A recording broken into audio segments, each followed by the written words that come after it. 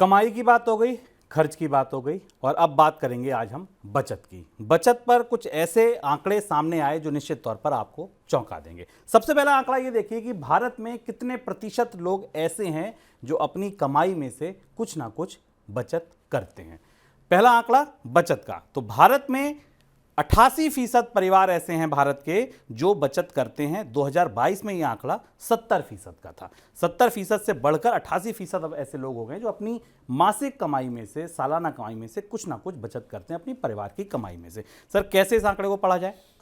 बचत के आंकड़े की जब हम बात करते हैं तो इसमें सारे तरीके की बचतें शामिल हैं। बैंकों में रखा पैसा शामिल है, इंश्योरेंस जो भी एक सिक्योरिटी, फाइनेंशियल सिक्योरिटी की दृष्टि से बीमा का पैसा शामिल है, स्मॉल सेविंग स्कीम्स में लगाया गया पैसा शामिल है, जो छोटी बचत स्कीमों में जैसे कि आप एनएससी में या डाकघर जमा योजना में लगाते हैं वो पैसा भी शामिल है, और इसके अलावा गोल्ड या सोने में भी जो परोक्ष रूप से निवेश से बचत की जाती है उसको भी शामिल किया जाता है। और यह आंकड़ा जो हमारे पास 2022 से 2023 का आंकड़ा है बता रहा है कि लगभग 18% की बढ़ोतरी हमें इस आंकड़े में दिखाई दे रही है, जो ये बता रही है कि जैसे जैसे लोगों की इनकम बढ़ी पिछले साल के दौरान, जो हमने आपको बताया था, उसका एक हिस्सा बचतों में भी जाना शुरू हुआ, और बचतों में कुछ मामलों में खासी महत्वपूर्ण बढ़ोतरी दिखाई दी। बीमा में महत्वपूर्ण ढंग से बढ़ोतरी दिखाई दी, जबकि अभी भी भारत में लगभग ऐसे लोग दिखाई दिए 12% जो बिल्कुल बचत नहीं करते हैं, जिनके पास बचत शून्य है। चलिए, अब अगली बात समझिए कि ये 88% लोग जहां बचत करते हैं, ये बचत करते कहां हैं? ये बचत बैंकों में रखते हैं, ये बचत किसी दूसरे विकल्प में रखते हैं? तो सर्वे के आंकड़ों से पता चला कि भारत में परिवार जो बचत करते हैं उनका सबसे भरोसेमंद जरिया है बैंक। बैंक के खातों में, बैंक की एफडी में वो अपनी बचत रखते हैं। इसके बाद पोस्ट ऑफिस में, फिर बीमा खरीदते हैं। बीमा को देखिए वो बचत मान रहे हैं, और 27% लोग अभी भी बीमा में बचत करते हैं। गोल्ड में 21% करते हैं, और एनबीएफसी की छोटी योजनाओं में 8% लोग ऐसे हैं, परिवार ऐसे हैं जो बचत करते हैं। सर, बैंक के नंबर में इतना बड़ा जंप ये महत्वपूर्ण है इसमें, और दोनों आंकड़े महत्वपूर्ण है। बैंक के नंबर में बढ़ोतरी इसलिए हमको दिखाई देती है, इस चार्ट में अगर आप देखें, इसी साल भारत में 2000 रुपये के नोट बंद हुए, और उन 2000 रुपये के नोटों की बैंक में वापसी से बचत में बढ़ोतरी होती दिखाई दी, क्योंकि सर्वे अगस्त से नवंबर के बीच में हुआ था, तो इस आंकड़े में इसे शामिल किया गया।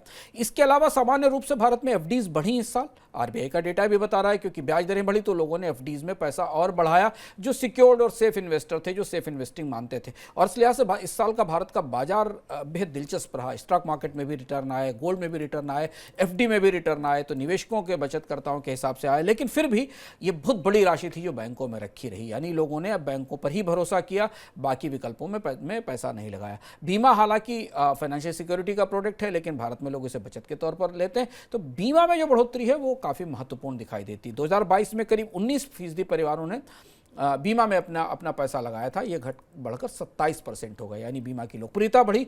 कोविड का असर था, भविष्य की सुरक्षा के प्रति आशंकाएं थी, जिस वजह से बीमा में निवेश या बीमा में बचत में बढ़ोतरी हुई है। अब तीसरा आंकड़ा पकड़िए आप कि ये बचत हुई, कहाँ बचत हुई, ये बचत बता दी, लेकिन ये बचत टूटी भी।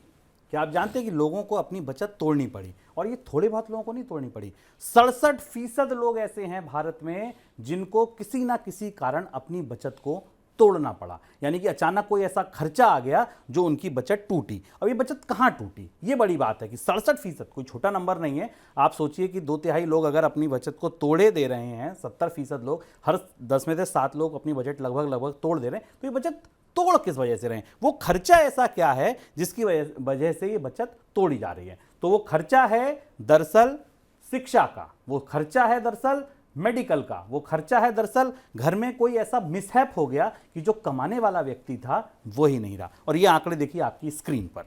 नौकरी में नुकसान, कारोबार में नुकसान, 15% लोगों ने बचत तोड़ी। इलाज में देखिए 22% से ज्यादा लोगों ने बचत तो इलाज में तोड़ दी। सर, ये कितना डराने वाला नंबर है?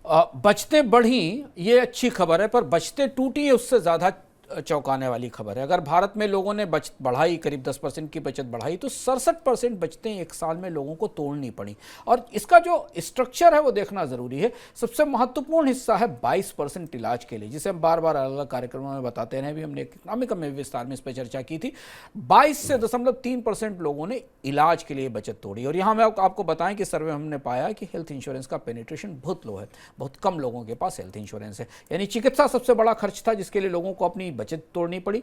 नौकरी और कारोबार में नुकसान, बेरोजगारी बढ़ी, जिसके कारण करीब 15% लोगों ने 15.2% लोगों ने अपनी बचत तोड़ी। और इसके अलावा एक हिस्सा ऐसा था जो बच्चे की शिक्षा का था, यानी बच्चों की फीस इतनी महंगी हुई, पढ़ाई इतनी महंगी हुई कि लोगों ने अपने भविष्य के लिए की गई बचतों को तोड़ा। ये बचतों का, भारतीय बचतों का हिसाब किताब है। तो देखिए, आज हमने बचत का पन्ना पलटा और पता चला कि भारत में अभी भी लोग बीमा में बचत कर रहे हैं, जो बड़ा एक चौंकाने वाला आंकड़ा है। सोचिए, बीमा तो बचत के लिए थोड़ी होता है, लेकिन लोग बचत कर रहे हैं। बैंकों में लोग बचत रख रहे हैं, महंगाई से ज़्यादा रिटर्न वहाँ नहीं मिल रहा, लेकिन लोग फिर भी बैंकों में अपनी बचत रख रहे हैं, बीमा में बचत रख रहे हैं। और ये बचत किसी काम की नहीं है, यकीन मानिए। ये निवेश अगर आप इसे माने, अगर आप इसे केवल बचत मान रहे हैं तो ठीक है, इमरजेंसी फंड तक का पैसा तो यहाँ ठीक है। लेकिन अगर आप FD में या बैंक अकाउंट में पैसा रख रहे हैं निवेश के लिहाज से, तो ये ठीक नहीं है। दूसरा चौंकाने वाला आंकड़ा जो हमने आपको बताया वो था बचतें तोड़ने का।